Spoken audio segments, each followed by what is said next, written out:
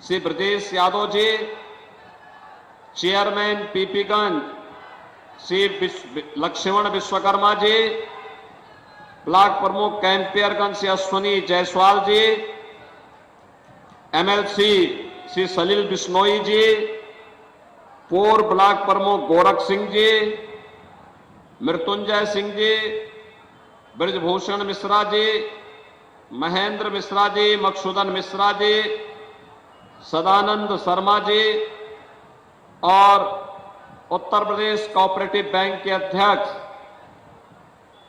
कैंपियरगंज क्षेत्र के हमारे बहुत वरिष्ठ नेता श्री जितेंद्र बहादुर सिंह जी, वैसे खसनी के नेता हैं, और मंच पर उपस्थित भारतीय जनता पार्टी और एनडीए के हमारे सभी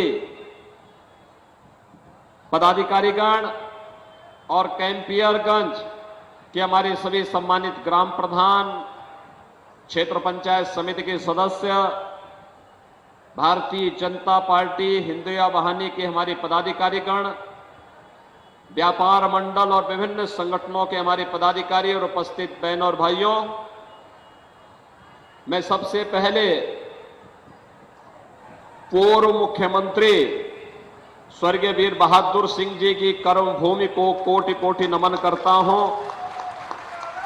ये पीपीगंज एक जंक्शन है, एक तरफ पुरानी पनियरा और एक तरफ पुरानी मानीराम, यानी एक तरफ के प्रतिनिधि स्वर्गीय वीर बहादुर सिंह जी हुआ करते थे और एक ओर के प्रतिनिधि पूज्य महंत अवैधनाथ जी महाराज हुआ करते थे। इन दोनों महापुरुषों ने जिस धरा को विकास की मुख्य धारा के साथ जोड़ करके यहां के लोगों के जीवन में परिवर्तन लाने का काम किया है, ऐसी पावन धरा को नमन करते हुए मैं आप सबका हृदय से अभिनंदन करता हूं, स्वागत करता हूं। बहनों और भाइयों, आप सब तो हमारे अपने परिवार के लोग हैं, इसलिए आपके साथ जब मैं आता हूं तो भाषण की इच्छा नहीं होती है, बल्कि एक भाव होता है, और भाव इस बात का कि जो संघर्ष आप लोगों ने किया है, विपरीत परिस्थितियों में काम किया है, आज कितना इस क्षेत्र में विकास कराया जा सके कि न केवल आपका बल्कि आपके आने वाली पीढ़ी का भविष्य बहुत उज्जवल हो सके। और इसीलिए हम लोग यहां पर चुनाव के दौरान भी आते हैं, चुनाव के इतर भी अन्य कार्यक्रम हम लोगों के बराबर यहां लगे रहते हैं। आज मुझे अच्छा लगता है जब यहां की सड़कें चौड़ी होती हुई दिखाई दे रही हैं। आज हमें अच्छा लगता है गांव-गांव की सड़कें जो 2017 के पहले खराब पड़ी हुई थी, आज वे सड़कें कोई 2 लेन की, कोई 4 लेन की हो गई। आज मुझे अच्छा लगता है जब यहां पे हर जगह डिग्री कॉलेज भी हैं, इंटर कॉलेज भी हैं, आईटीआई भी हैं और स्टेडियम भी है। अच्छी सुविधा हर जगह उपलब्ध हो रही है। बाढ़ बचाव के लिए उत्तम व्यवस्था हुई है, और भी जो कुछ हो सकता है इन कार्यक्रमों को आगे बढ़ाने के लिए जब थोड़ा प्रयास होता है तो हम लोगों को बहुत अच्छा लगता है कि इसका लाभ हमारे कैंपियरगंज के लोगों को, इसका लाभ हमारे पिपराइच के लोगों को, इसका लाभ हमारे सहजनवा के लोगों को, इसका लाभ गोरखपुर वासियों को प्राप्त होना है, और इससे लोगों को ये लाभ होने जा रहा है। अच्छा लगता है, और इसीलिए आज मैं आया हूं आपके पास केवल उपस्थिति दर्ज कराने के लिए।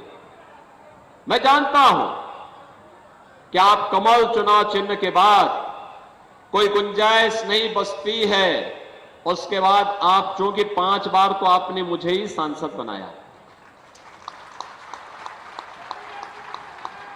इससे पहले पिछली बार 2019 में श्री रवि किशन को आपने सांसद बनाया और 2024 में मैं केवल औपचारिकता निर्वहन करने के लिए आया हूं। ये तो मैं जानता हूं कि आप रवि किशन को भारी बहुमत से विजयी बनाएंगे, लेकिन यह वर्ष विशेष है, हमारे लिए विशेष है। इसलिए विशेष है क्योंकि गोरखपुर से जो आंदोलन 1949 में प्रारंभ हुआ था, गोरखपुर से जो आंदोलन 1983 में प्रारंभ हुआ, 1986 में जब स्वर्गीय वीर बहादुर सिंह जी प्रदेश के मुख्यमंत्री थे, जब मंदिर का ताला खोला था, आज जब उस स्थान पर प्रभु श्री राम लला विराजमान हो गए हैं, तो तब होने वाले चुनाव में गोरखपुर में रिकॉर्ड वोट मिलने चाहिए, रिकॉर्ड वोट। और उस रिकॉर्ड बनाने के लिए आज मैं कैंपियरगंज में आया हूं। बहनों और भाइयों, पूरे देश के अंदर जहां कहीं भी हम जाते हैं, अभी देखिए यहां के बाद मिर्जापुर में जाऊंगा, मिर्जापुर से फिर बिहार मुझे जाना है, परसों फिर मुझे हिमाचल प्रदेश और पंजाब जाना है। लेकिन मैं देखता हूं, कहीं भी मैं जाता हूं, मैं जनता जनार्दन से पूछता हूं, जैसे आपकी बड़ी सभा लगी है, ऐसे ही बड़ी सभा जनता जनार्दन के द्वारा हर जगह पूरे देश के अंदर ऐसे उत्साह देखने को मिलता है। और मैं लोगों से पूछता हूं कि भाई आप लोग मोदी जी को इतना प्यार क्यों करते हैं, आप इतना बीजेपी को समर्थन दे रहे हैं, इसके पीछे कारण क्या है? तो लोग एक ही बात कहते हैं, लोग कहते हैं कि जो राम को लाए हैं हम उनको, जो राम को लाए हैं हम उनको लाएंगे।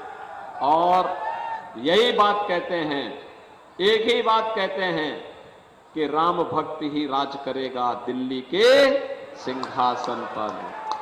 बहनों और भाइयों, आप देख रहे होंगे समाजवादी पार्टी और कांग्रेस का चरित्र तो रामद्रोही है। कांग्रेस ने स्वर्गीय वीर बहादुर सिंह को मुख्यमंत्री पद से इसलिए हटाया था क्योंकि स्वर्गीय वीर बहादुर सिंह राम भक्त थे और उन्होंने अयोध्या में राम मंदिर का ताला खुलवाने में अपना योगदान दिया था, इसलिए उन्हें मुख्यमंत्री पद से हटा दिया था कांग्रेस ने। और फिर कांग्रेस ने युक्ति की कि हिंदू वहां पूजा न कर सके। बहनों और भाइयों, आज भी कांग्रेस और समाजवादी पार्टी वही स्वर बोल रही है। कांग्रेस कहती है राम मंदिर का निर्माण नहीं होना चाहिए था, दुनिया में संदेश गलत गया है। समाजवादी पार्टी कहती है राम मंदिर बेकार बना है। मैंने कहा भी देखो, राम मंदिर में उमड़ने वाली भीड़, श्रद्धालुओं की भीड़ बताती है कि राम मंदिर तो ठीक बना है, लेकिन तुम लोगों की बुद्धि भ्रष्ट हो गई है, तुम्हारी बुद्धि में भूसा भर गया है, इसलिए तुम्हें राम मंदिर बेकार लगता है। बहनों और भाइयों, राम मंदिर भारत की सनातन आस्था का प्रतीक है और इसीलिए जब राम मंदिर की बात आती है, ये पूरा चुनाव राम भक्तों और राम द्रोहियों के बीच में जा चुका है। एक तरफ राम भक्त हैं, राम भक्त भगवान राम की सेना, आपने देखा होगा अयोध्या में प्रधानमंत्री जी के कर कमलों से जब रामलला विराजमान हुए, 500 वर्षों का इंतजार समाप्त हुआ। रामलला के विराजमान करने के पहले अयोध्या का जो इंटरनेशनल एयरपोर्ट हम लोगों ने बनाया था, उसका नामकरण मोदी जी ने महर्षि वाल्मीकि के नाम पर किया। याद करिए, अयोध्या में यात्रियों के लिए जो विश्रामालय बनाए गए हैं, रेन बसेरा बनाए गए हैं, यात्री विश्रामालय बनाए गए हैं, इसका नाम किसके नाम से है? निषाद राज के नाम पर। निषाद राज के नाम पर भगवान राम और निषाद राज की मैत्री का संबंध अयोध्या से है। और साथ साथ हम लोगों ने प्रयागराज के पास भी निषाद राज का किला जिस स्थान पर है, भगवान राम और निषाद राज की 56 फुट ऊंची प्रतिमा को हम लोगों ने वहां पर स्थापित किया है और दोनों के मैत्री के संबंधों को जोड़ा है। मेरा मानना, कोई भी निषाद राज का भक्त रामद्रोही के साथ नहीं खड़ा हो सकता है, रामद्रोही के साथ नहीं खड़ा हो सकता है। राम भक्तों पर गोली चलाने वाले लोग आज आपके सामने तमाम प्रकार के इनके अपने आपकी आंखों में धूल झोंकने का प्रयास करेंगे, लेकिन बहनों और भाइयों, इस बहकावे में नहीं आना है। हमने एक काम किया है, अयोध्या में श्रद्धालुओं के लिए जो भोजनालय बनाए गए हैं, कैंपियरगंज से भी तो लोग गए थे दर्शन करने के लिए। अयोध्या में कितने लोग अयोध्या दर्शन करने के लिए गए थे? आप लोगों ने जितनी भी जगह आप लोगों ने जो वहां प्रसाद पाया था, वह प्रसाद जिस भोजनालय में बना था उसका नाम है सबरी भोजनालय। माता सबरी के जूठे बेर खा करके भगवान राम ने लंका पर चढ़ाई की तैयारी की थी। तो भगवान राम तो सबको अपनाने वाले हैं, लेकिन रामद्रोही कभी चैन से नहीं बैठ पाया है। कितना ही बड़ा क्यों ना हो, कितना ही बड़ा ताकत क्यों ना हो, उसकी दुर्गति और उसका पतन जरूर हुआ है। और इसीलिए मैं आपसे कहने के लिए आया हूं, ये चुनाव राम भक्तों और रामद्रोहियों के बीच में है। बहनों और भाइयों, राम भक्त देश के विकास के लिए कार्य कर रहे हैं, देश का सम्मान बढ़ा रहे हैं। हाईवे 2 लेन, 4 लेन, 6 लेन, 12 लेन के हाईवे ये राम भक्तों के द्वारा बनाया गया है। Medical college, AIIMS, IIT, IIM, हर घर नल की योजना, एयरपोर्ट का निर्माण और औद्योगिकीकरण का जो नया दौर शुरू हुआ है, ये राम भक्तों की देन है। हर घर नल की माध्यम से आपके घर में जो शुद्ध जल आने वाला है, राम भक्तों की देन है।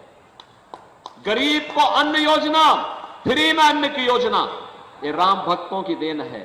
गरीब के लिए ये 5 लाख रुपए प्रतिवर्ष जो उपचार की सुविधा हो रही है, मुफ्त उपचार की सुविधा हो रही है, ये राम भक्तों की देन है। किसान को किसान सम्मान निधि, हर घर में शौचालय का निर्माण और हर घर में उज्ज्वला योजना का कनेक्शन। याद करिए ना, कांग्रेस के शासन में क्या होता था, समाजवादी पार्टी की सरकार में क्या होता था? पहले तो कनेक्शन नहीं मिल पाता था रसोई गैस का, और रसोई गैस का कनेक्शन ले लिया आपने तो रसोई गैस का सिलेंडर भी धोखा कब देता था? जब पर्व और त्योहार के दिन या जिस दिन मेहमान घर में आए हुए हों। और बहनों और भाइयों, जैसे रसोई गैस का सिलेंडर हुआ समाप्त और व्यक्ति रसोई गैस लेने के लिए एजेंसी में जाता था, तो वहां रसोई गैस तो नहीं मिलती थी, लेकिन पुलिस का डंडा जरूर मिल जाता था। और फिर अगर आपको पुलिस का डंडा नहीं खाना था और खाली सिलेंडर लेके घर में आ गए, तो ये देखो, ये ब्रजेश यादव और इन लोगों के सिर पे जो टांके लगे हैं ना, ये सब उसी बेलना के हैं जो घर में बेलना से मार पड़ती थी। बहनों और भाइयों, ये हाल होता था। आज कम से कम 10 करोड़ लोगों को फ्री में कनेक्शन भी दिया है, और जितना रसोई गैस जलाना है, आपको रसोई गैस की कमी कहीं नहीं पड़ सकती है। यह राम भक्तों के कारण। बहनों और भाइयों, याद करिए, 4 करोड़ गरीबों के मकान बन गए हैं, और मोदी जी ने कहा है 70 वर्ष से ऊपर के प्रत्येक बुजुर्ग को 4 जून को जब फिर से राम भक्तों की सरकार बनेगी देश के अंदर, और फिर एक बार मोदी सरकार बनेगी, तो तब 70 वर्ष से ऊपर के प्रत्येक व्यक्ति को प्रतिवर्ष 5 लाख रुपए का आयुष्मान भारत का कार्ड उपलब्ध कराएंगे उपचार के लिए। जितने गरीब बचे हैं, जिनके पास अपना मकान नहीं है, उसको भी एक एक मकान देंगे। बहनों और भाइयों, एक तरफ राम भक्तों के द्वारा किया गया ये प्रयास, और दूसरी तरफ रामद्रोहियों के समय क्या होता था? समाजवादी पार्टी की सरकार प्रदेश में थी और केंद्र में कांग्रेस की सरकार थी। गरीब भूख से मरता था, किसान आत्महत्या करता था, नौजवान पलायन करता था, बेटी और व्यापारी सुरक्षित नहीं थी, गरीब को मकान नहीं मिलता था, पानी की कोई व्यवस्था नहीं थी, इंसेफ्लाइटिस जैसी बीमारी से मासूम तड़प तड़प करके दम तोड़ता था, और आतंकवादी घटनाएं होती थी। अयोध्या में राम मंदिर पे आतंकी हमला हुआ, तब समाजवादी पार्टी की सरकार थी। काशी में संकट मोचन मंदिर पर हमला हुआ, तब समाजवादी पार्टी की सरकार थी। दिल्ली, मुंबई, अहमदाबाद में आतंकी विस्फोट हुए, तब कांग्रेस की सरकार थी। लगातार ये घटनाएं घटित होती थी और हम संसद में इन मुद्दों को उठाते थे। तो बहनों और भाइयों, सरकार क्या कहती थी? कांग्रेस की सरकार कहती थी कि आतंकवादी तो सीमा पार के हैं। और आज मोदी जी के नेतृत्व में आतंकवाद और नक्सलवाद समाप्त। और अब तो अगर पटाखा भी जोर से फट जाए तो पाकिस्तान सफाई देता, कहता साहब मेरा हाथ नहीं है। ये ताकत है देश की। ये जो परिवर्तन हुआ है, ये परिवर्तन मोदी जी के कारण हुआ है। भारत का अगर सम्मान बढ़ा है, भारत सुरक्षित है, हम सुरक्षित हैं, आतंकवाद और नक्सलवाद समाप्त हुआ है, तो मोदी जी के कारण। और बहनों और भाइयों, मैं आपसे यही कहने के लिए आया हूं, एक तरफ मोदी जी के नेतृत्व में सुरक्षित भारत, सम्मान प्राप्त कर रहा भारत, आतंकवाद और नक्सलवाद से मुक्त भारत, विकास की नए नए प्रतिमान स्थापित करने वाला भारत, दुनिया की एक महाताकत के रूप में बढ़ता हुआ भारत है। और दूसरी तरफ भारत के खिलाफ षड्यंत्र करने वाले कांग्रेस और समाजवादी पार्टी का गठबंधन है। आप देख रहे होंगे इनका हाल क्या है। इनका घोषणा पत्र क्या कहता है? ये कहते हैं सत्ता में आएंगे तो पर्सनल लॉ लागू करेंगे। पर्सनल लॉ का मतलब जानते हैं आप? पर्सनल लॉ का मतलब तालिबानी शासन। तालिबानी शासन का मतलब बेटी स्कूल नहीं जा सकती, महिलाएं बाजार नहीं जा पाएंगी, बुर्के के अंदर दुबक करके घर में रहना पड़ेगा। यह देश बाबा साहब भीमराव अंबेडकर के द्वारा बनाए गए संविधान से चलेगा। यह देश किसी शरीयत कानून से नहीं चलेगा। यह भारतीय जनता पार्टी की घोषणा है। बहनों और भाइयों, मैं आपसे कहने के लिए आया हूं, भारतीय जनता पार्टी इस बात के लिए प्रतिबद्ध है, किसी भी स्थिति में बाबा साहब भीमराव अंबेडकर के बनाए गए संविधान के साथ कांग्रेस और समाजवादी पार्टी को छेड़छाड़ करने की अनुमति भारतीय जनता पार्टी नहीं देगी। मोदी जी के नेतृत्व में बाबा साहब भीमराव अंबेडकर का सम्मान हुआ। आज एक कांग्रेस और समाजवादी पार्टी सत्ता इसलिए प्राप्त करना चाहते हैं जिससे जीतेंगे तो मिलके लूटेंगे, जीतेंगे तो पिछड़े और अनुसूचित जाति के आरक्षण का अधिकार मुसलमानों को देंगे ये लोग। ये हरगिज नहीं होगा। बाबा साहब भीमराव अंबेडकर ने कहा था, बाबा साहब भीमराव अंबेडकर ने कहा था, धर्म के आधार पर आरक्षण नहीं हो सकता। अगर कांग्रेस और समाजवादी पार्टी किसी मुगालते में है तो देश की जनता उनको वहां पहुंचाने का काम कर पाएगी जहां पे इन दोनों दलों को कोई नाम लेने वाला नहीं बचेगा। और इसीलिए आज मैं आपके पास आया हूं कहने के लिए, कैंपेयरगंज से नया रिकॉर्ड बनना है और उस रिकॉर्ड बनाने के लिए आज मैं आपके पास आया हूं। आप बनाने को तैयार हैं? बनाने को तैयार हैं? भाई थोड़ा जोर से दोनों हाथ लाके पीछे तक आवाज उठाओ। सहमत हैं? बहन और भाइयों, इसके लिए आपको दो काम करने पड़ेंगे। अगले 3 दिन का समय प्रचार के लिए बचा है। ये तीन दिन का समय आप भाजपा को और भारत को देंगे। ये 3 दिन का समय, 3 दिन 3 घंटे का समय देंगे। कितने लोग देंगे? अगर आप सब देने को तैयार हैं तो मेरी बात सुनो। अगले 3 दिन आप में से हर व्यक्ति को 10-10 घर में जाना है। 3 दिन में 30 घर। 30 घर का मतलब यानी 30 घर का मतलब 150 वोटर। 3 दिन में 150 वोटर से प्रत्येक व्यक्ति को संपर्क करना है। मोदी जी का भी और योगी जी का भी संदेशा लोगों को देना है और कहना है आत्मनिर्भर और विकसित भारत के लिए, राम राज्य की संकल्पना को साकार करने के लिए, मोदी जी को फिर से प्रधानमंत्री बनाने के लिए, कमल खिलाने के लिए रवि किशन को जिताना है। बोलेंगे, लोगों को सहमत करेंगे, रवि किशन भारी बहुमत से विजयी बनकर के जाएंगे। लेकिन तब जब ये 150 वोट जिनसे आप संपर्क करेंगे अगले 3 दिन के अंदर, इसको मतदान केंद्र में ले जाकर के मतदान भी करवाना है। करवाएंगे। 10 बजे तक मतदान करवा देना है। 1 जून को कराएंगे। सहमत हैं? सभी लोग सहमत हैं? दोनों हाथ पाकर मेरे साथ बोलेंगे, दोनों हाथ पाकर मेरे साथ बोलेंगे, भारत माता की, भारत माता की, भारत माता की जय श्री राम, जय जय श्री राम।